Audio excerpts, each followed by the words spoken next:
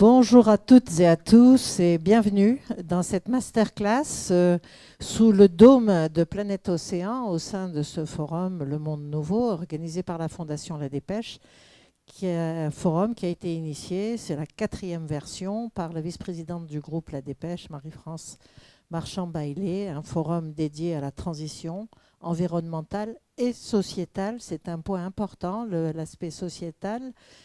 Il va aborder déjà de nombreux thèmes, il en a abordé pour inciter le grand public à s'informer, à comprendre et surtout agir. Agir pour la planète, le climat, l'eau, l'environnement, la prévention en santé, la mobilité, l'agriculture, l'alimentation, bref. Toute action qui peut assurer la durabilité des sociétés humaines et leur qualité de vie, avec les impacts économiques qui en découle. N'oublions pas aussi le rôle de la culture pour sensibiliser. Pour informer, sensibiliser sans culpabiliser, ni trop angoisser, les médias se trouvent au cœur du réacteur de la prise de conscience. Cette masterclass a été appelée « Informer » en 2 mots, car le rôle des médias est de transmettre une information de qualité, soutenir bien sûr, divers angles, soutenir pour sensibiliser et que soit intégrée à la fois la problématique et les gestes que l'on peut poser. Il n'est pas question de faire du sensationnel, il est question de donner une information de qualité et donc de se former soi-même pour éviter le superficiel inutile et aider à sortir de l'entre-soi des scientifiques ou des sachants. Les 2 journalistes présents à mes côtés, j'ai le plaisir d'animer ce débat pour Radio Aviva. C'est un plateau qui illustre bien cette exigence avec ces 2 journalistes puisqu'ils se sont formés. Et ce sont des spécialistes de cette question-là au niveau des médias. Dorothée Moisan, bonjour. Bonjour. Vous êtes journaliste spécialiste des questions de climat et d'environnement, autrice de nombreux livres, et nous reviendrons là-dessus tout à l'heure. Et à vos côtés, j'ai le plaisir de saluer Thomas Bayetto. Bonjour. Bonjour. Thomas, vous êtes vous-même journaliste climat, biodiversité, rédacteur en chef adjoint du JT Météo Climat de France Télé. Tout à fait.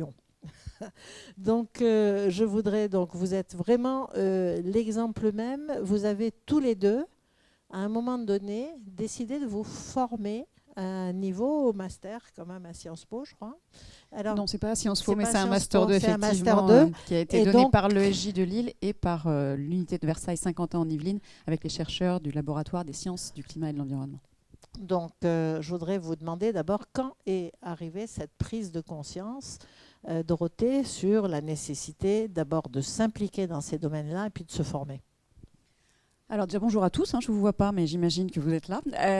Donc moi la nécessité en fait d'abord avant de se former il y a un déclic. Il y a tout simplement quand on est journaliste, on n'est pas systématiquement journaliste environnement ou comme je me définis aujourd'hui climat spécialisé sur les questions climatiques et environnementales.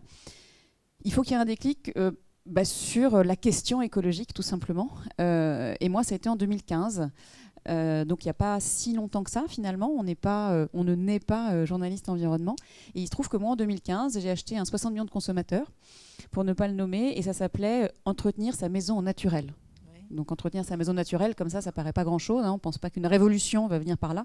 Et si, la révolution est venue par le vinaigre blanc et le bicarbonate de soude, puisqu'en fait, à ce moment-là, j'ai appris que sous mon évier notamment, il y avait toutes ces bouteilles de plein de couleurs, vous savez. Alors moi, j'avais pas le Silite Bang, etc. Mais enfin, ne serait-ce que Monsieur Propre, Ajax et les autres.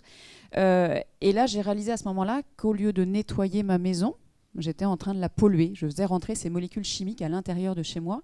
Je polluais l'air intérieur et je contribuais à détruire l'environnement dans lequel je vivais. Donc moi, mon déclic, il a été là. Et l'aventure qui me mène ici aujourd'hui pour vous parler, elle commence là en 2015. Et puis quand on prend conscience de tout ça, moi j'ai commencé par la chimie, qui n'est pas le plus petit morceau. Et puis après on remonte petit à petit pour arriver à l'alimentation, pour arriver au climat. Climat que moi j'appelle la mère des batailles. Elles sont toutes importantes ces batailles, mais si la planète est plus vivable, autant dire que les autres sont plus la peine de se battre sur les autres fronts. Donc moi ça a commencé comme ça, et puis peu à peu j'ai amélioré ma connaissance et j'en suis arrivée au point de me dire en 2017 de quitter l'AFP. Je travaillais pendant 18 ans à l'AFP, à l'agence France Presse, sur plein d'autres questions. justice, C'est courageux police. parce que pour un journaliste moyen, c'est le summum. Un journaliste moyen, le summum, je suis pas sûre, ça pourrait très bien être France Télévisions, le summum. Il y a pas de, ou The Guardian ou le New York Times. C'est pas mal, c'est pas mal. L'AFP, c'est une voilà. Enfin, moi, j'ai passé 18 ans à l'AFP, c'est une agence de presse, un grossiste de l'information. Et au bout de 18 ans, j'ai quitté l'AFP du coup pour reprendre mes études parce que j'ai estimé que il fallait aller un peu plus loin que ça. Et donc, j'ai fait. Alors, à l'époque, il y avait peu de formations. Moi, j'ai cherché en sortant de l'AFP. Et la seule sur laquelle je sois tombée, qui était une formation un peu longue, c'est-à-dire pas une journée où on vous apprenait que le soleil c'est chaud et que voilà, et qu'il y a un peu que l'océan absorbe un petit peu la chaleur de l'atmosphère. Et ça a été le Master 2, qui a changé de nom, qui s'appelle maintenant Climat et Médias, en 2017. Et ce Master 2, c'est effectivement proposé. L'intérêt de ce Master 2, c'est qu'il était coproposé et co-animé par des scientifiques et des journalistes. Et puisqu'on est ici en train de parler d'informer, de faire passer un message, de transmettre, nous-mêmes, pour nous transmettre à nous journalistes, des scientifiques, c'est super, mais on n'a pas tous une formation de chimiste, une formation de climatologue, etc. Et donc, on avait en fait ce tandem d'un scientifique qui était la caution scientifique, qui pouvait nous expliquer vraiment précisément ce qui se passait, et un journaliste, quelque part, qui le recadrait aussi et qui l'aidait pour lui dire, voilà, vraiment, comment est-ce qu'il faut vulgariser ce message, comment est-ce que de cette chose extrêmement technique, on peut arriver à une matière plus facile à exprimer. Donc voilà, donc moi, je suis sortie de ce Master 2 en 2018. Et voilà pour moi. Et voilà, je voudrais maintenant que justement M. Bayetto nous dise un peu comment lui, Thomas, comment vous êtes arrivé à ces questions-là. Alors bonjour à tous. Dorothée a parlé de déclic, je ne vais pas être très original. Pour moi aussi, il y a eu un déclic. Avant 2018, j'avais une connaissance assez confuse de ces questions environnementales. J'avais la vague impression que c'était à peu près géré et qu'on était à peu près dans les temps. Et puis, vous vous en souvenez sans doute, arrive la rentrée 2018, vous avez un ministre de l'écologie qui démissionne en disant clairement qu'on ne fait pas ce qu'il faut contre le réchauffement climatique. Ensuite, vous avez tout un tas de pétitions, de manifestations. Je me souviens aussi d'une intervention du scientifique Aurélien Barraud dans un festival à Bordeaux qui avait tenu pendant 10 minutes un discours très cru, très clair sur la situation dans laquelle on était. Et j'ai commencé à creuser un petit peu plus la question. Et quand vous regardez les chiffres de manière un peu brute, vous vous rendez compte que les engagements des États pris dans le cadre de l'accord de Paris sont loin de nous permettre de limiter le réchauffement climatique en dessous de 2 degrés, ce qui est la cible de l'accord. Et surtout, en plus, ces engagements ne sont même pas tenus. Donc on n'a même pas commencé vraiment à régler le problème. Donc il y a cette prise de conscience-là. Et une fois que vous savez ça, c'est un petit peu compliqué. En tout cas, ça a été compliqué pour moi de travailler sur autre chose. Donc progressivement, je me suis consacré à ces questions. Et puis j'ai aussi rapidement ressenti le besoin de me former. Donc comme Dorothée, j'ai fait des petites recherches. Je me souviens d'ailleurs que Dorothée figurait en bonne place sur la plaquette du master. Voilà, ils étaient très fiers d'avoir quelqu'un qui venait de l'AFP, donc ils la mettaient beaucoup en avant. Vous lui devez quelque chose finalement. Voilà, tout à fait. Et donc il me doit beaucoup. Voilà, j'ai suivi Dorothée dans le master. Moi, je l'ai fait en 2020. S'il y a des journalistes dans la salle qui souhaitent vraiment se perfectionner, aller plus loin sur ces questions, c'est un master que je recommande chaudement. Donc un master visiblement qui a répondu à vos attentes et qui vous a donné un outil complémentaire pour transmettre, informer.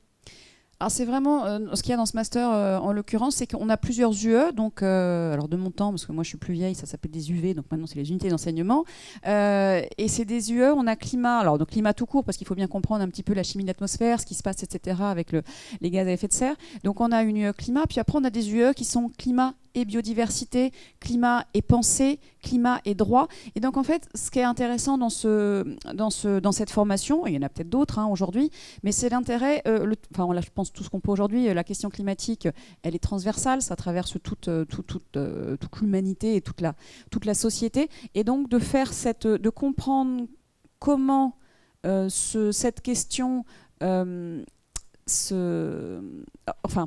était présente dans toutes ces sphères, a été vraiment essentielle. Moi, celle qui m'a beaucoup marquée, c'est climat-adaptation, en fait, notamment parce que c'était des questions liées à la société, la résilience de la société, et puis climat et pensée, en fait. Comment est-ce que... Moi, donc j'ai travaillé pendant 18 ans à l'AFP, j'ai beaucoup travaillé sur les questions de justice-police, plein d'autres, la concurrence européenne, etc. Mais je ne m'étais jamais posé la question pendant 18 ans, quand j'écrivais, de savoir comment j'allais parler à mon public. c'était pas une question. Mon travail, c'est d'être journaliste, d'être objectif, de chercher le contradictoire, d'aller vérifier, de parler aux différentes personnes, aux différents intérêts présents dans un sujet et de les exposer de la manière la plus neutre possible et la plus pertinente possible. Et puis en fait, en faisant cette formation et en m'intéressant aux questions environnement-climat, pour la première fois, j'ai compris que je n'allais pas parler à tout le monde de la même façon. Quelque part, je l'ai accepté, parce que c'est pas facile à accepter. On a l'impression, quand on est journaliste, si on dit les faits, il n'y a pas de problème, en fait, ça va atteindre son but. Mais on ne parle pas de la même façon un ouvrier de chez Renault qui construit des voitures, qui est fier de construire ses voitures et qui tire ses revenus de cette activité, un agriculteur d'agriculture intensive ou un permaculteur en bio, etc., qui vient de s'installer, ou un cadre dirigeant dans une boîte parisienne. Et en fait, je vois qu'on ne peut pas toucher tout le monde en même temps. Il y a un peu un renoncement là-dedans. Exactement. Donc, vous prenez conscience, vous vous remettez en question fortement quand même. Et finalement, le message aux confrères journalistes, c'est de dire on a besoin de faire d'agir. Donc, trouver les bons mots, puisque vraiment, c'est le leitmotiv de Forum Nouveau cette année. Trouver les bons mots pour agir et que les gens prennent conscience qu'il y a une urgence sans les alarmer. Alors à la fois, il y a ça, il faut effectivement de toute façon informer, et de toute façon, on va les emmener vers l'éco-anxiété, parce que je veux dire, si on leur dit les faits, ils ne sont pas super souriants, les faits. Hein. Je veux dire, on peut être un petit peu anxiogène, là, ce serait du mensonge de dire l'inverse. Donc très clairement, de toute façon, il y a un gros morceau à se manger, hein, faut pas se leurrer. Et ça, on ne peut pas le transformer, on peut faire beaucoup d'efforts, mais c'est un petit peu difficile. On peut décélérer. Alors c'est pas ça, mais enfin décélérer, je sais pas. On peut essayer de stopper les modes de vie complètement fous dans lesquels on est. Pour changer de mode de vie, il faut raconter effectivement un nouveau modèle. Mais moi, c'était j'ai écrit mes deux derniers bouquins depuis que j'ai quitté l'AFP. C'est sur les plastiques déjà. C'est voilà, justement, ça va vous exprimer les deux façons d'informer. En tout cas que moi, je suis un peu le cul entre deux chaises, ou entre deux tabourets, je sais pas. Mais et donc ça l'exprime un petit peu. En l'occurrence, il y a les plastiqueurs. Donc c'est une enquête sur la pollution plastique, enquête sur ces industriels qui nous empoisonnent, pour reprendre les mots de l'éditeur. Et puis on a les éco-optimistes, qui est un bouquin de portrait que j'ai sorti en février sur, puisque moi aussi je suis tombée en éco-anxiété avec tout ça. Donc à un moment, j'ai ressenti le besoin d'aller voir des personnes inspirées, inspirantes, qui savaient comme moi qu'on allait dans le mur, mais qui arrivaient à dépasser leur éco-anxiété pour aller de l'avant et se battre et se marrer, parce qu'il en faut quand même. Et donc en fait, il y a deux moyens. Soit c'est les plastiqueurs. Un continent nouveau de plastique, de déchets plastiques. C'est surtout les gens qui lisent les 300 pages. On me dit que c'est une référence, c'est génial ça. Mais ils sont déprimés à la fin. Donc ça, c'est de l'information. C'est de l'enquête, c'est la coulisse, c'est ce qu'on ne nous dit pas, c'est le greenwashing, c'est ce que Total Energy nous raconte et ce qu'il y a derrière, enfin bref. Il faut avoir ce bagage, mais j'ai constaté qu'avec ce livre, notamment, les gens le lisaient. J'avais beaucoup de retours de gens qui disaient que c'était vraiment, ils avaient appris plein de choses, mais à la fin de mes conférences, je voyais bien, c'était plombant. Hein. Il y a des questions, oui, mais alors, est-ce qu'on meurt demain ou juste on a encore un peu de temps, enfin bon. Et donc, en fait, soit on a l'option de dire les choses, il faut les dire. Peut-être pas à tout le monde de la même manière. Quand j'ai des conférences avec des enfants, je choisis mes mots beaucoup plus Bien sûr. Sûr. Certes, leur dire les choses, mais les matiner un petit peu d'un peu plus d'espoir et de solutions. Et puis, les éco-optimistes, quand j'ai écrit les éco-optimistes, en fait, j'ai reçu une masse de messages, notamment par Internet, de merci. Et de merci qui était beaucoup plus fort et qui partait beaucoup plus dans l'action. Donc certes, les plastiqueurs constatent d'une pollution effroyable sur le plastique a eu un impact, une information, mais je ne suis pas sûre qu'elle ait déclenché l'action. C'est ça. Et qu'elle ait eu cet impact qui est beaucoup plus utile et salutaire aujourd'hui que les éco-optimistes qui, ne racontent pas qu'on est foutu, enfin voilà, etc., que l'humanité va mourir, etc. Enfin, on le dit au début, mais rapide avec le sourire. Mais on dit ça et en fait, on a les portraits de gens qui, eux, se sont pris en main et se battent. Et en fait, je vois que là, j'ai quand même informé avec un impact très différent. Quand on est en bas d'une montagne trop haute, on hésite à faire le premier pas, quoi, en fait. Donc, avec les éco-optimistes, vous allez montrer à chacun que finalement, bien sûr, la situation est critique, mais on peut faire quelque chose à son niveau. C'est pas trop tard, parce que le risque. Alors, vous qui êtes sur les JT, grand public, on n'est pas dans de l'analyse longue, etc. Vous sentez une responsabilité pour transmettre justement d'abord l'info, et ensuite le petit delta pour faire agir les gens. Alors, cette question de l'angoisse qu'on pourrait provoquer sur les informations climatiques, c'est vraiment, effectivement, quand on bosse sur ces questions, on nous la pose souvent. Moi, j'ai plusieurs réponses. La première, c'est que j'ai des collègues qui reviennent d'Ukraine, et eux, dans leurs articles, on ne leur demande pas de ne pas être angoissants. Donc ça, première chose. Oui. Ensuite, je suis convaincu qu'il faut quand même un peu de peur. Il y a un scientifique qui dit que si le réchauffement climatique ne vous fait pas un peu peur, c'est que vous n'avez pas bien compris le problème. Ça, je pense que c'est assez juste. Oui. Donc, mais une fois qu'on a dit ça, effectivement, il y a une ligne de crête à trouver entre ne pas paniquer les gens inutilement et, à l'inverse, ne pas non plus édulcorer ce qui est en train de se passer, parce qu'on est journaliste. Dorothée l'a dit, les faits sont très clairs. On dit les choses. Voilà, donc on dit les choses. Donc il y a une ligne de crête à trouver. On peut la trouver de différentes manières. Nous, dans nos JT Météo-Climat, on donne beaucoup la parole aux scientifiques. On répond aux questions des téléspectateurs. Il y a un QR code qui s'affiche à la fin de l'émission et qui permet d'envoyer les questions. Vous avez beaucoup de questions à chaque fois. On en a une dizaine, une vingtaine par jour. Donc on part de ce que les gens ressentent et des questions qui se posent. Et on essaye aussi de mettre autant que faire se peut l'accent sur les solutions, parce que les solutions, elles existent, elles sont là, et donc on essaye de compenser l'aspect un peu angoissant qui est un peu inhérent au sujet. Alors, est-ce que dans l'enchaînement des sujets, dans l'enchaînement de la façon de les présenter, vous avez l'impression que justement le JT a fait un pas en avant dans cette transmission, dans le fait d'informer? C'est-à-dire former pour que les gens intègrent, pour que les gens comprennent et qu'ils aient envie finalement de faire partie du jeu pour améliorer la situation. Alors effectivement, ces dernières années, on observe quand même une montée en puissance de ces sujets dans les médias. Moi, j'estime que j'ai beaucoup de chance, parce que contrairement à des confrères qui se sont intéressés à ces questions dans les années 2000, j'ai jamais crié dans le désert. Assez vite, quand je me suis intéressé à ces questions, j'ai trouvé du répondant chez mes collègues, chez ma rédaction en chef. Donc ça, c'est la première chose. Et si je prends l'exemple de France Télévisions, depuis 1 an, il y a une accélération assez nette qui est d'abord passée, qui a commencé en fait avec des séminaires qui ont été organisés avec des scientifiques à destination des cadres des rédactions de France Télévisions. Donc ça, c'était printemps 2022. Ouais. Ça, c'est une de mes collègues, Sandrine Fedel, qui avait monté ça. Et c'est très bien tombé, puisque juste après, vous avez ce fameux été 2022 qui a mis en image tout ce que les scientifiques avaient dit au séminaire. Donc ces 2 événements cumulés, plus un cycle de formation qui a été lancé pour tous les journalistes de France Télévisions, ça a vraiment permis de monter en puissance.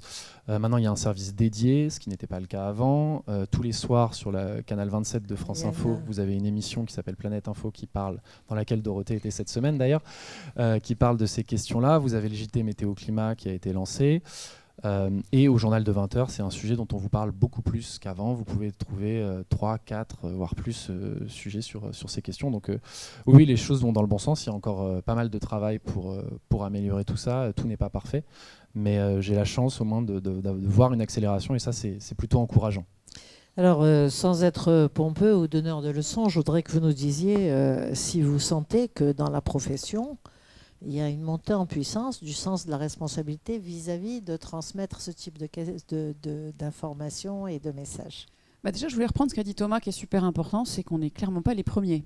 Bien sûr. Il va falloir nous, on est là parce qu'on a été invités, mais on n'est clairement pas des pionniers. Les pionniers, il y a des journalistes, notamment l'association des journalistes, les JNE, journalistes nature et environnement, qui a été créée dans les années 70.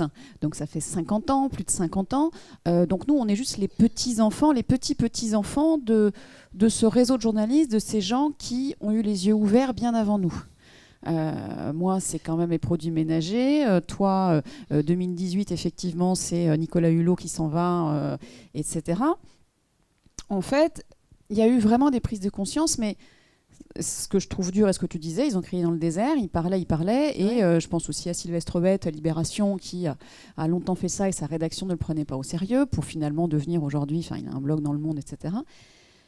Donc effectivement, c'est une amélioration nette. On Bien sûr. partait de Ça avance. d'être C'est important tellement peu entendu. Et depuis effectivement le Covid, en fait, moi, ma formation, j'ai un tout petit peu devancé. Puis le fait qu'il faisait ce Master 2, c'est qu'il sentait bien qu'il fallait y aller. Il y avait très peu, la première année où j'y étais, on était très peu de journalistes. Et puis là, c'est en train de monter en puissance. J'ai souvent des gens qui m'appellent justement pour faire cette formation. Donc oui, il y a clairement une amélioration, Oui, ça évolue, et puis les rédactions, et c'est pas limité à quelques journalistes. Parce que ce qui est important, c'est qu'en fait, c'est de plus en plus de journalistes, et ça devient transversal. Absolument. Enfin, c'est pas juste les journalistes environnement, le journaliste environnement qui, excusez-moi, mais qui emmerde ses collègues pour dire qu'il faudrait effectivement peut-être en parler un petit peu, mais que ça devient vraiment viral, je sais pas, Oui, mais transversal. En tous les cas, donc on va avoir le journaliste environnement avec le journaliste tourisme, pardon, oui, et puis, avec le journaliste qui je suis même traite. plus sur un journaliste environnement parce que finalement l'environnement est partout, quoi. Et c'est partout. Voilà. Donc cette transversalité, justement, Thomas Bayetto, comment elle se décline dans vos rédactions? Alors moi, je viens de la rédaction de franceinfo.fr et pour le coup, là, ça fait plusieurs mois, plusieurs années qu'on essaye d'avoir ce traitement transversal. Par exemple, on a, dans notre couverture de la présidentielle 2022, on a beaucoup mis l'accent sur ces questions. On a publié une tribune de scientifiques appelant les candidats à s'emparer de ce sujet, parce que je ne sais pas si vous vous souvenez, mais on a très peu parlé de ce sujet-là pendant la campagne. Une tribune qui a été très peu entendue, donc effectivement. Voilà. Oui. On a publié un grand dossier sur les transports, parce que les transports, si vous vous intéressez au climat en France, c'est le problème numéro 1 d'assez loin. Et on a aussi fait une évaluation des programmes des candidats pour voir s'ils étaient compatibles avec les objectifs, les engagements de la France. Les résultats n'étaient pas génial. Donc on pousse pour que ce sujet-là soit traité ailleurs que, entre guillemets, dans la rubrique environnement, et mes collègues étaient assez réceptifs. Là, par exemple, très récemment, c'est les ennuis judiciaires de Total sur des procès pour devoir de vigilance. Ça a été pris par une collègue qui travaille au service police-justice. De la même manière, les gens qui sont au pool, c'est-à-dire qui traitent un peu l'actualité immédiate, etc., ils partent sur des inondations avec en tête que c'est lié au réchauffement climatique. Enfin, il y a un progrès assez net de ce côté-là. C'est pas encore parfait, on voit encore beaucoup d'incohérences et beaucoup de manquements. Mais par exemple, moi j'ai été assez frappé de voir que la canicule qu'on a connue début septembre, j'ai lu beaucoup de papiers où on ne parlait même pas de réchauffement climatique. Alors que c'est quand même la conséquence la plus évidente. Sans faire le lien, quoi. Le lien n'était pas fait. Clairement, si vous avez eu trop chaud en septembre, c'est parce qu'on a brûlé trop de charbon, de pétrole et de gaz. Ça, c'est très clair. Et donc, cette transversalité à l'intérieur des services, transversalité que vous évoquiez aussi, Dorothée Moisan, avec des scientifiques, vous aussi, parler ensemble, ce qu'on appelle vulgariser, mais de qualité, en fait, sans faire de sensationnel.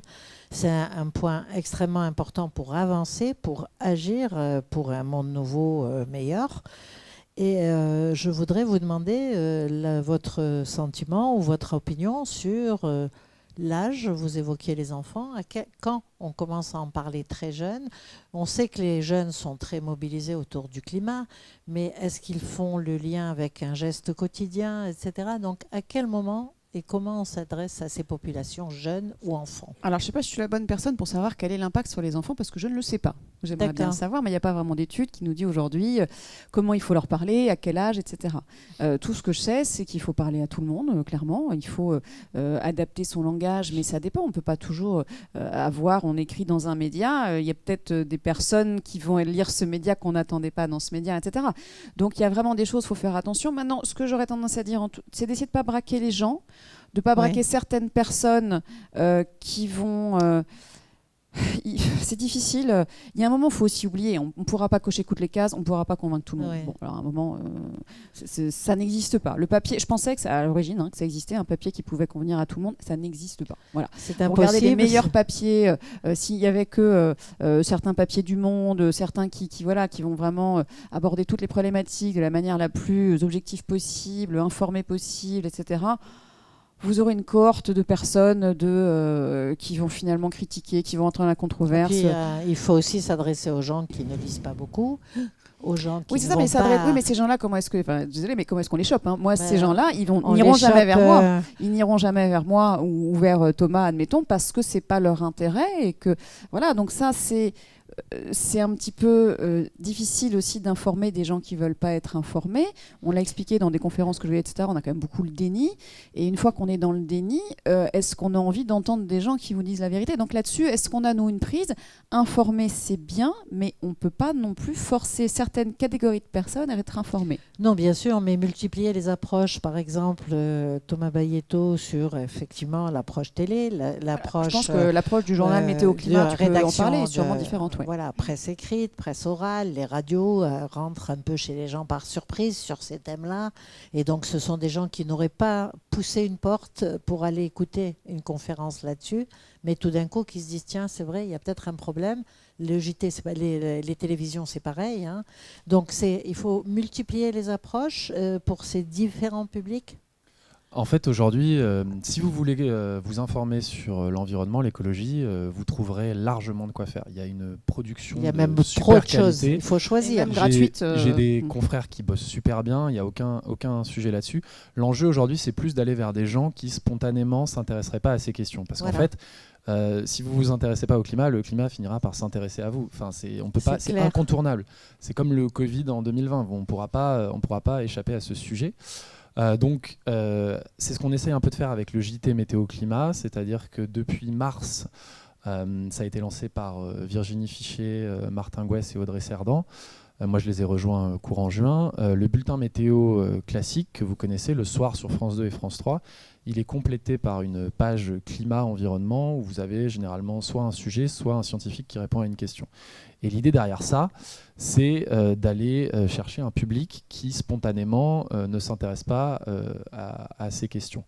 Donc ça, je pense que c'est vraiment important que ces sujets-là irriguent l'ensemble de la presse, l'ensemble de la production médiatique, parce que c'est central. Aujourd'hui, on ne peut pas faire l'impasse, que vous soyez journaliste sportif. D'ailleurs, je trouve que, par exemple, l'équipe fait des articles assez intéressants sur ces questions. Oui. Tu parlais tout à l'heure, Perla, de la culture. Enfin, ça concerne vraiment tous les secteurs. L'approche culturelle, émotionnelle aussi. Il y a beaucoup de pièces de théâtre qui font tout d'un coup sentir les choses et qui touchent le public émotionnellement. Donc rien n'est à négliger. D'ailleurs, dans les différentes sessions du Monde Nouveau, il y a également l'art, la culture, etc. C'est important. Et donc, finalement, vous êtes en train de nous dire que il faut multiplier les démarches, il faut multiplier les publics cibles, avoir des approches transversales, du scientifique accessible avec votre approche sociétale, avec les gestes à poser. Donc, ces gestes à poser, est-ce qu'à votre avis, on en fait assez pour dire aux gens, il y a un petit geste, on ne laisse pas couler l'eau pendant qu'on se brosse les dents, je dis n'importe quoi, mais des petits gestes quotidiens qui non seulement font un peu de bien à la planète, mais surtout rentrent dans le mental des gens, font que le mental des gens est un peu irrigué par ces questions-là et que c'est présent. Alors ça, c'est un débat bien connu dans les sphères environnementales, petit geste versus geste collectif. Système. Alors, c'est vrai qu'on a souvent, beaucoup de gens mettent l'accent sur les petits gestes. C'est un problème collectif, ça se réglera par des politiques publiques, ça c'est très clair. Maintenant, une fois qu'on a dit ça, je connais personne qui s'intéresse à ces questions et qui fait n'importe quoi dans sa vie privée. Quand vous connaissez le problème, vous êtes fatalement, vous mettez en cohérence. Vous êtes un grand optimiste. Hein, vous essayez, on a tous nos incohérences, mais vous essayez un maximum de mettre en cohérence votre vie quotidienne avec ce que vous savez. Je ne connais pas de scientifique du climat qui fait 3 fois le tour de la Terre en avion en mangeant des côtes de bœuf. Voilà, ils font tous à leur échelle des choses. Donc je pense qu'il ne faut pas opposer petits gestes et gestes collectifs. Je pense qu'on a tous besoin, notamment pour notre santé mentale, d'avoir un peu prise sur les choses et de se dire qu'on fait des choses. Ça fait du bien, ça permet de sensibiliser autour de nous. Par contre, il ne faut pas se leurrer, ça passera par des politiques publiques fortes. Il ne faut pas mettre la responsabilité sur le consommateur. Bien sûr. Des politiques publiques où il faudrait intégrer... Si je voulais juste répondre par rapport à cette question-là aussi sur les éco-gestes, ce qu'on appelle les éco-gestes. Oui. À la fois, donc oui, bien sûr, je suis de l'avis de Thomas sur, bien sûr, c'est le système qui doit changer et si on écrit tout ça et tout ce qu'on fait, c'est pour changer le système. Maintenant, pour que chacun d'entre nous se sente bien, parce qu'on n'est pas tous ou la petite voix du Premier ministre, ou Premier ministre tout seul, ou Président de la République, ou Président de Total Énergie, enfin bref, voilà. Vous avez remarqué ça. Exactement. Et donc, à partir du moment où nous, on n'a pas les moyens seuls, alors ceux qui l'ont, tant mieux, et qu'ils le fassent, mais on n'a pas les moyens de changer le système, chacun à notre niveau. Ces éco-gestes, qu'on appelle ces éco-gestes, c'est le moyen de ne pas nous perdre et le moyen de dire qu'on fait partie de ce combat. Oui, on n'est pas impuissant. Et donc, c'est effectivement, ça gomme. Ça nous permet de dépasser cette impuissance, ce sentiment d'impuissance qui est extrêmement important dans ce qu'on appelle l'éco-anxiété. Entre l'inertie des pouvoirs publics, de nos voisins, des gens qui font rien, etc., de faire, nous, des gestes.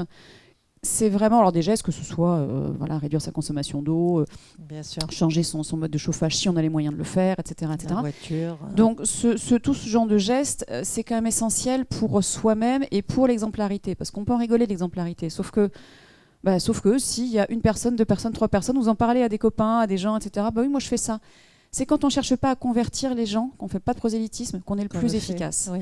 Et ça, nous, en tant que journalistes et en tant que personne, parce qu'il faut aussi que nous, en tant que personne, et quand on vient dans ce genre de manifestation aussi, en fait, qu'on le dise.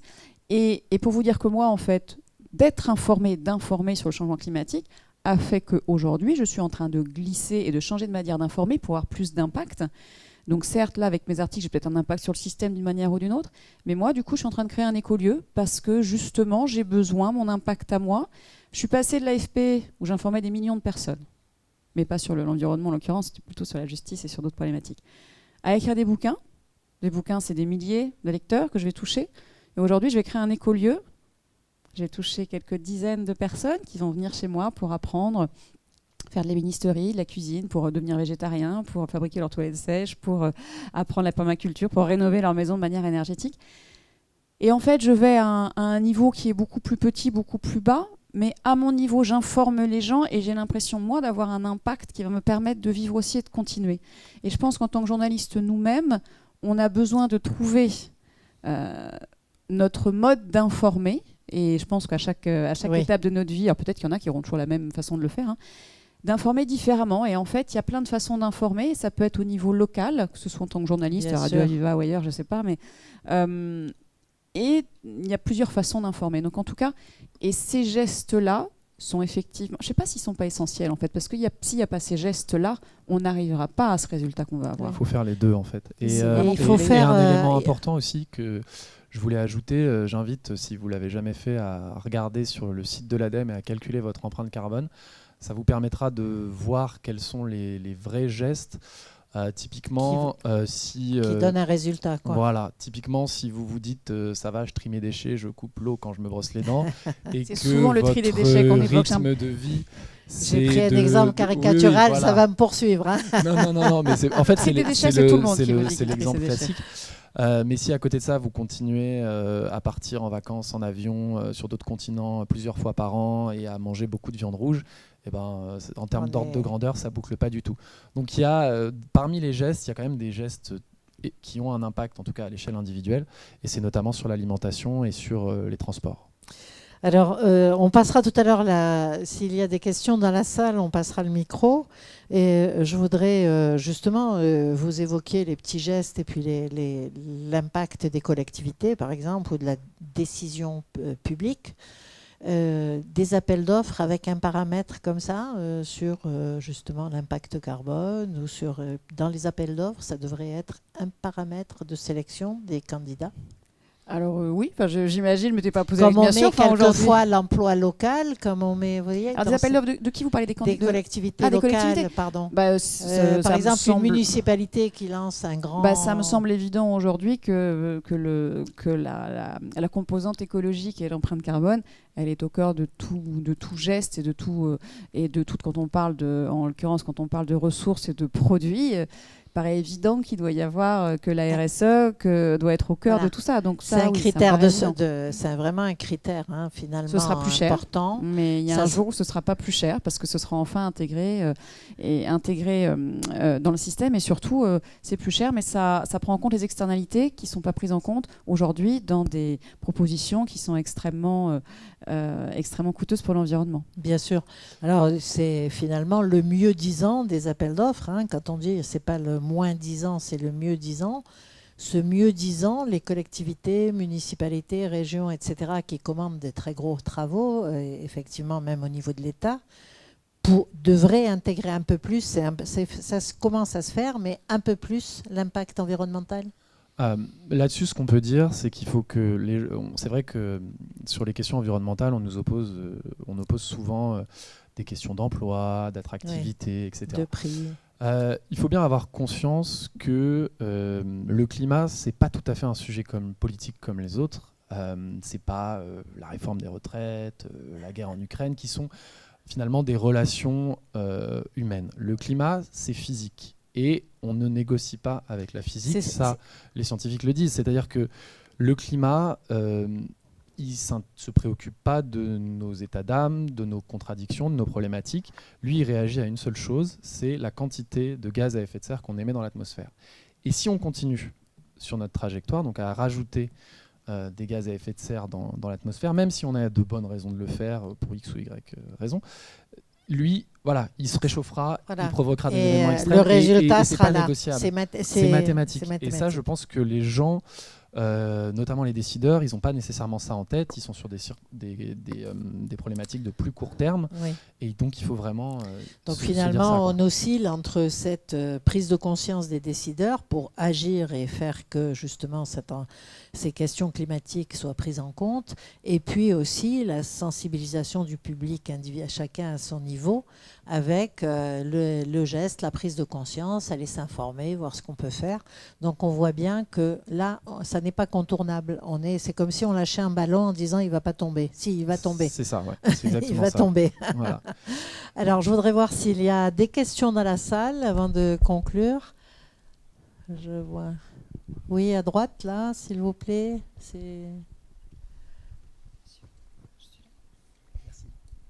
Bonjour. Monsieur ?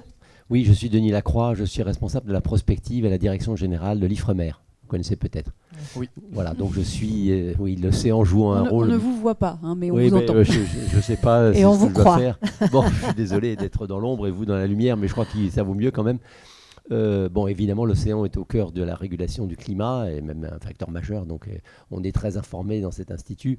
Mais donc j'ai un peu le même problème que vous, c'est-à-dire comment faire passer quelque chose qui, à nous, est devenu évident, mais qui, la plupart du temps, rencontre beaucoup de scepticisme ou du déni ou de l'impuissance. Alors, on a une approche un peu différente, c'est est-ce que, finalement, pour convaincre les gens, c'est très difficile, hein, même avec des arguments extrêmement solides au plan scientifique, est-ce que c'est finalement, il ne faudrait pas utiliser l'argument financier?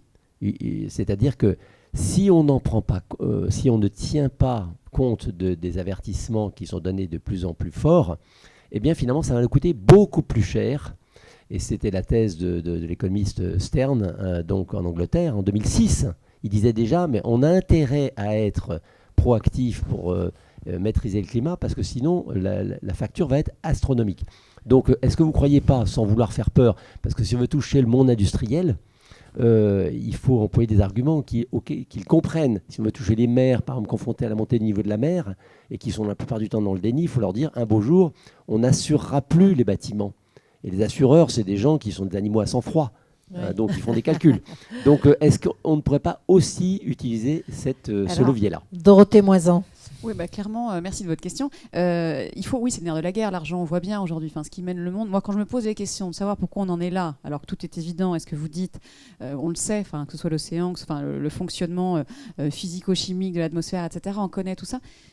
La seule raison que je trouve pour que ces industriels, qui eux aussi ont des enfants, etc., finalement continuent là-dedans, c'est l'argent, c'est le fait d'amasser plus de biens et d'argent. Bon, c'est comme ça que le monde aujourd'hui fonctionne, et donc vous avez raison. Je pense que c'est une bonne manière que d'utiliser ce fonctionnement qui nous mène à notre perte pour le retourner finalement pour certaines personnes qui ne peuvent comprendre que ce fonctionnement-là. Et on a aujourd'hui un ancien banquier d'affaires qui nous gouverne. Donc aujourd'hui, moi, j'avais rien contre M. Macron quand il est arrivé au pouvoir. Mais il se trouve qu'on est au deuxième mandat et on voit aujourd'hui qu'il n'arrive pas à sortir de cette façon de penser. Et donc, je pense que de leur parler de bilan, de leur parler d'argent, de leur parler qu'ils perdront moins d'argent en faisant attention à ces questions, qu'on perdra moins d'emplois, parce qu'on n'arrête pas de nous parler de l'emploi, mais il y en aura des emplois, mais on ne peut pas garder les emplois de Total Energy sur le pétrole. Selon les mêmes. Sinon, le monde nouveau, on n'est pas prêt d'y arriver. Donc non, bien sûr, vous avez raison. Je pense que très clairement, et les assureurs dont vous parlez, je pense que c'est un point essentiel. Oui. Les assureurs aujourd'hui, qui font leurs calculs effectivement, de manière tout à fait froide et avec les gens en face qui, eux, tremblent du fait qu'ils ne vont pas être assurés, etc., c'est essentiel. En plus, ils sont fédérés, quoi. C'est ouais, facile. Non, mais il y a une vraiment, décision et fédérale. les assureurs, ça fait maintenant, ils ont bien compris tout ça. Donc je pense que c'est vraiment essentiel. Et oui, donc c'est, je ne sais pas comment l'Ifremer peut directement parler aux assureurs, mais en tout cas, sur toutes les études qu'il y a pour chiffrer les dégâts, etc., c'est essentiel. Ouais. Thomas Bayetto, vous souscrivez à cette démarche? Alors, vous mettez le doigt sur quelque chose d'important. Ce n'est pas qu'un défaut d'information, cette histoire. Je ne pense pas que Patrick Pouyanné, le PDG de Total, soit mal informé sur le climat. Je pense qu'il a toutes les connaissances nécessaires. Effectivement, il y a des intérêts économiques de court terme assez forts sur ces questions. Et vous avez raison, il faut insister un maximum, c'est un des messages du GIEC, sur le fait que l'inaction nous coûtera beaucoup plus cher au final que l'action. Nous, on essaye de mettre cette dimension économique dans le JT Météo Climat. Par exemple, je me souviens d'une réponse de Benoît Leguet, qui est économiste et membre du Haut Conseil pour le climat, qui était interrogé sur une question qui revient souvent, qui était grosso modo oui, la France, c'est pas si polluant que ça, regardez les Chinois. Et lui, son argument que j'ai trouvé intéressant, parce qu'il permet sans doute de parler à un public un peu plus large, c'était de dire, mais écoutez, à la fois la Chine et les États-Unis, ils mettent des moyens sur les énergies renouvelables. Et si on veut être les derniers, c'était son expression, si on veut être les derniers hommes de Cro-Magnon à fabriquer des silex, on peut, mais économiquement, ça n'a aucun intérêt pour l'avenir. Donc oui, je pense que c'est un argument qui est intéressant à mobiliser et qu'il faut sans doute le faire un peu plus. Oui. Donc un bel argument. Je crois qu'il y avait une question, une autre question. Merci à tous les trois, c'était un vrai bonheur de vous écouter déjà, parce que équilibrer entre lucidité et optimisme, je trouve ça tellement difficile à titre individuel, et vous, j'ai l'impression que vous y arrivez, donc bravo. Non, c'est aussi un pas défi. Tous les jours. Non, c'est vrai, mais ça y est, Dorothée, vous cassez le mythe. Ouais, désolée, mais c'est pour vous dire qu'on est comme vous. Ouais, je vous remercie. J'aurais énormément de questions, mais il y en a une, effectivement, en écho d'ailleurs à la conversation de Monsieur Lacroix, et à ce que vous venez d'évoquer, c'est comment on fait à l'heure actuelle, quand on est un média, quel qu'il soit, quel que soit le support, etc., pour avoir un modèle économique qui soit cohérent par rapport aux enjeux. Je pense notamment à tous les médias alternatifs, entre guillemets, qui se sont développés ces dernières années, typiquement Vers le Média, Pioche, et même Bon Pote, qui est sur d'autres mécanismes. Alors oui, c'est pas simple parce que les médias reposent énormément sur la publicité et clairement la publicité ne va pas vraiment, c'est un secteur qui ne va pas tout à fait dans le sens de ce qu'il faudrait faire pour lutter contre le réchauffement climatique. J'ai une première réponse, mais elle est un peu facile. Je travaille pour un média public, c'est important. On a supprimé la redevance l'an dernier. Je pense que ça ne prend pas tout à fait la bonne direction pour l'indépendance des médias parce que nous, au moins, on est relativement, même s'il y a un peu de pub sur France Télévisions, mais on est quand même beaucoup plus à l'aise par rapport à nos annonceurs que peuvent l'être certains médias privés. Ensuite, vous citiez des médias indépendants. Il y en a qui se débrouillent pas trop mal. Reporter, ça existe depuis plusieurs années. Vous citez Vers le Média, c'est toujours gratuit. Ça repose sur les dons, notamment des lecteurs. Je pense qu'en fait, il n'y a pas 36 solutions. Je pense aussi que ceux qui peuvent, ceux qui en ont les moyens et qui consomment cette information, il faut qu'ils réapprennent que ce n'est pas forcément gratuit et que ça demande quelques moyens. Dorothée ? C'est la même chose. Donc, toi, tu travailles dans une rédaction, Thomas. Moi, je suis indépendant. J'étais à l'AFP pendant 18 ans, donc j'étais rémunérée. J'avais un salaire, je ne me posais pas la question. Je suis indépendante depuis 6 ans et je vois à quel point c'est compliqué de piger. Donc, piger, c'est le langage journalistique pour dire faire une prestation, un article en one-shot et ensuite être payé. On est très très mal rémunéré, que ce soit en travaillant pour Le Monde, faut pas se leurrer. Je travaille pour Reporter, pour Le Monde, etc. Et le Guardian, ils vont payer, ouais, effectivement, ils vont payer correctement, ils vont pas payer très cher, ils vont payer ce qui suffit pour vivre, ce qui n'est pas le cas des autres médias. Donc ça, il y a une vraie réflexion à avoir. Alors après, sauf si on décide d'avoir que des rédactions et qu'on estime que les journalistes freelance ne sont pas des journalistes qu'il faut rémunérer. C'est la difficulté. C'est aussi aujourd'hui pour ça, moi aussi. Enfin, c'est pas la raison principale en l'occurrence, mais si à mon âge, alors que je suis une journaliste à peu près reconnue dans mon milieu, c'est vraiment très difficile de Bon, je peux pas gagner 1 500 € par mois, c'est pas possible avec de la pige. Enfin, ça dépend si je travaille tous les jours sur un sujet différent, ce qui n'est pas mon but. Je veux faire de l'enquête et je veux. Donc c'est compliqué. Donc c'est très compliqué. Donc il faut trouver des moyens de le faire. Maintenant, heureusement, en l'occurrence, heureusement que la radio publique, la télé publique se sont depuis quelques années enfin motivés sur ces questions-là. Et les radios associatives aussi. Et reporters, mais enfin reporters par exemple dont on parle, reporters ils ont longtemps été à la limite, ça fait seulement on va dire peut-être 3 ans, justement avec ce mouvement dont on a fait partie, et surtout toi Thomas depuis 2018 et 2020, où voilà, on a enfin des gens qui sont prêts à financer une presse indépendante pour parler de ces questions-là. Mais effectivement, c'est difficile d'avoir un modèle économique viable pour défendre ces questions-là, parce que les annonceurs sont pas du bon côté. Et c'est pourtant crucial. Est-ce qu'il y a une autre question dans la salle? Non, je ne vois pas. Si, madame, voilà. De toute façon, on ne voit pas, on ne voit voit rien. rien donc du dites-moi, tout. voilà. Merci beaucoup, c'est passé trop On vous vite. croit. Hein, voilà. C'est passé vraiment trop vite. Et ma question, c'est, selon les sondages, il y a 40%, 20% de climato-sceptiques et aussi climato-rassuristes en France. Et comment vous pensez, bon, du coup, ma question est vraiment orientée. Hein. Que pensez-vous face aux médias qu'on a en face qui sont ouvertement climato-sceptiques, CNews, Valeurs Actuelles, etc., les médias de Bolloré? Est-ce que vous ne pensez pas qu'il faudrait appuyer sur la pédale d'accélérateur sur les médias, et notamment le service public? Alors, sur l'accélérateur, je sais Alors, pas, tu je vous répondras laisse, sur on vous les... passe la patate chaude. Tu répondras sur les services publics. Moi, je vais juste répondre sur les premiers. Ouais. Sur les techno-rassuristes, hein, j'aime beaucoup ce terme-là pour Ouais. les gens qui nous disent qu'avec des miroirs dans l'espace et avec, etc., on est sauvés, là. Et puis le Front National, le Rassemblement National, est pas mal aussi, hein, sur toutes les solutions qu'ils proposent, là, puisqu'ils s'intéressent au climat. Je pense qu'il y a vraiment un rôle d'État aussi là-dedans, hein. Avant les médias publics dont on va parler Thomas, il y a des infos qui sont fausses, en fait. On a bien des procès en diffamation, on a des procès pour fausses nouvelles, etc. Je ne vois pas comment est-ce qu'on permettrait à un média qui diffuse sur le réseau national, qui diffuse des informations fausses, où il n'y a aucun doute sur la fausseté de l'information. Moi, je pense que j'aimerais, enfin, puisqu'on nous parle de millefeuilles législatifs. Alors moi, j'ai écrit un bouquin sur Sarkozy, donc Dieu sait que je travaille sur les millefeuilles législatifs. Et donc... et bien là, il y a une loi qui est toute simple à faire, en fait. Et la loi, c'est de se dire, on n'a pas le droit de dire des choses qui sont fausses à un public qui n'est pas informé, qui n'a pas toujours les moyens, lui, d'aller, puisque c'est notre travail en tant que journaliste ou en tant que personnel travail dans les médias, d'aller informer les personnes qui sont en face de l'écran. Donc, on est redevable de, si ce n'est la vérité, au moins d'une bonne foi, parce que je pense qu'il y a quand même des personnes sur ces chaînes-là qui savent qu'elles sont de mauvaise foi. Ouais. Et donc à partir de ce moment-là, je pense qu'il est temps, à un moment, peut-être qu'on aura en fait, je vois pas, enfin on a le CSA quand même en France, hein, mais j'ai envie de vous dire, qu'est-ce qu'il faut? Il y a quand même des médias sur lesquels je pense que le CSA pourrait clairement intervenir. Alors peut-être qu'il faut le saisir, peut-être que c'est une question de le saisir, je suis pas assez peut-être au courant de tout ça pour avoir ça. Mais j'ai hâte, parce que c'est vraiment... On n'avait pas ça, c'est en train de monter en puissance, alors que le climato-scepticisme, finalement, on sait qu'il est réduit aujourd'hui.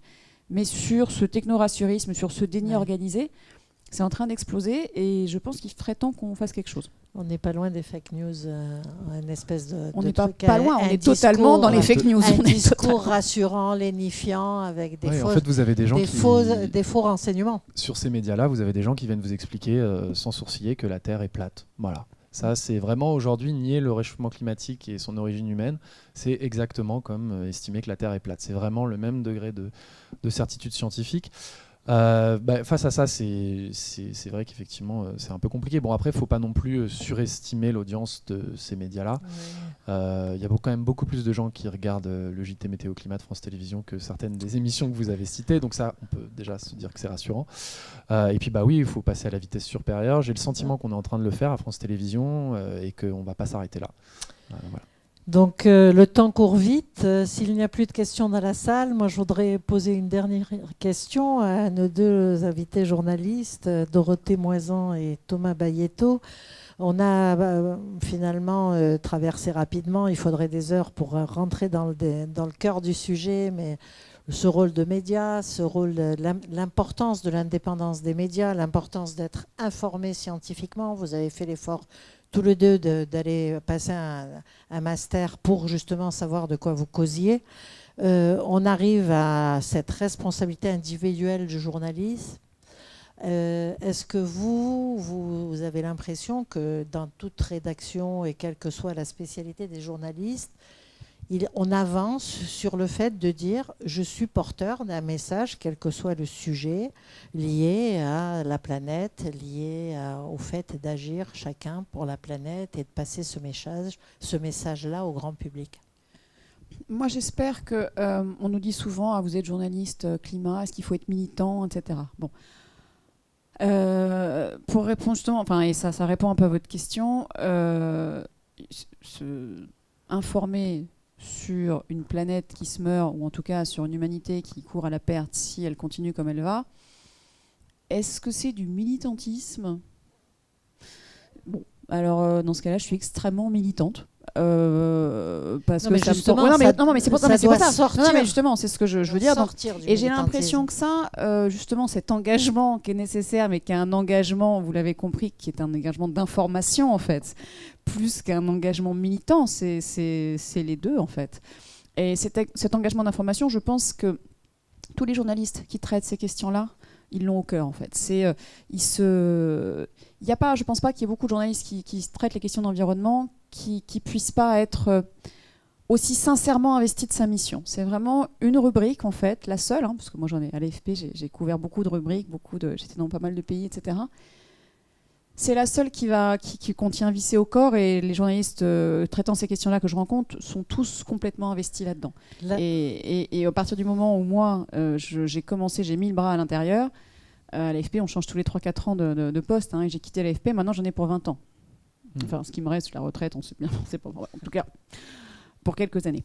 Et donc voilà, donc en fait, je pense qu'il y a beaucoup de gens autour de moi, je vois dans les journalistes, qui sont vraiment investis et au point, et je pense qu'il y en a plusieurs comme moi qui se posent aussi cette question de quitter le journalisme, parce que tellement on est investi dans cette envie et dans ce métier d'informer, qu'on veut aller plus loin, et peut-être que plus loin, c'est peut-être informer moins de monde, mais c'est informer plus directement et prendre la main en gens de manière plus directe.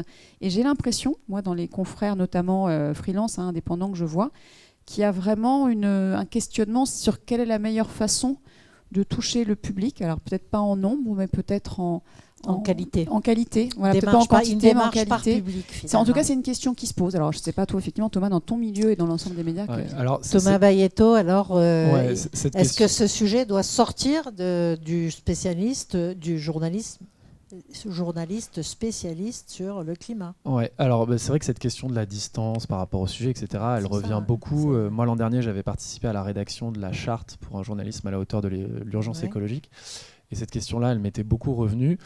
Moi, j'ai envie de renverser un petit peu les choses. C'est-à-dire que moi, dans mes articles, je tiens compte de ce que dit la science sur les différents sujets. Bien sûr. Et pour moi, l'engagement, finalement, le militantisme, il est plus du côté du confrère qui fait comme si ce n'était pas un problème. Il tourne la tête. Qui ne le considère pas, ce sujet-là, qui pense qu'on réglera ça d'une baguette magique. Et ça, pardon, mais vous avez encore plein de journaux qui tiennent ce langage-là. Donc moi, j'ai pas le sentiment de faire un travail particulièrement engagé, même si Dorothée a raison, quand vous comprenez le problème, ça vous prend quand même un minimum aux tripes. On est humain. Donc voilà, ça c'est vraiment une chose centrale, quoi. Moi, la science est très claire, et pour moi, le problème, c'est plutôt les confrères qui tiennent pas du tout compte de l'état de la science. Et je pense que le fait de sortir cette rubrique un petit peu de ces pages environnement, c'est important, parce que, à mon sens, aujourd'hui, un des plus gros problèmes, c'est un problème de cohérence. Je vais prendre un exemple régional. Si vous écrivez et je pense que ça a été fait plein de fois, sur la disparition des glaciers dans les Pyrénées, à mon sens, c'est un peu compliqué de ne pas poser la question climatique quand derrière vous allez couvrir le début d'un chantier pour une nouvelle autoroute. Il faut quand même se poser la question de tous ces nouveaux projets, tout ce qu'on voit tous les jours. Est-ce que c'est compatible avec nos objectifs climatiques? Et alors, on ne demande pas nécessairement aux journalistes de trancher, mais c'est un aspect important du problème à traiter. Et je trouve que malheureusement, il n'est pas assez traité. Les gens ne font pas forcément les liens. Mais pourtant, c'est très directement lié. Si nos glaciers disparaissent, c'est parce qu'encore une fois, on a brûlé trop de charbon, trop de pétrole, pour parler des voitures et des autoroutes, et trop de gaz. Ça, c'est très clair. Donc d'ailleurs, le nom de cette masterclass, c'est informer le grand public avec le rôle des médias, avec justement former à l'intérieur, que ça soit acquis, assimilé et complètement intégré dans les comportements, bien sûr à la fois des journalistes, vous le disiez, de tout sujet, et à la fois dans les différents publics, avec à chaque fois, ça va de soi, un contexte et donner des éléments scientifiques objectifs. Je rappelle que nous sommes au 4e forum Le Monde Nouveau. Dans cette masterclass sur le rôle des publics, je remercie Dorothée Moisan et Thomas Bayetto. Dorothée, vous êtes journaliste spécialiste des questions climat et environnement et autrice de nombreux ouvrages. Et Thomas Bayetto, vous êtes journaliste climat et biodiversité, rédacteur en chef adjoint du journal télévisé Météo Climat de France Télévisions. Merci infiniment à tous les deux.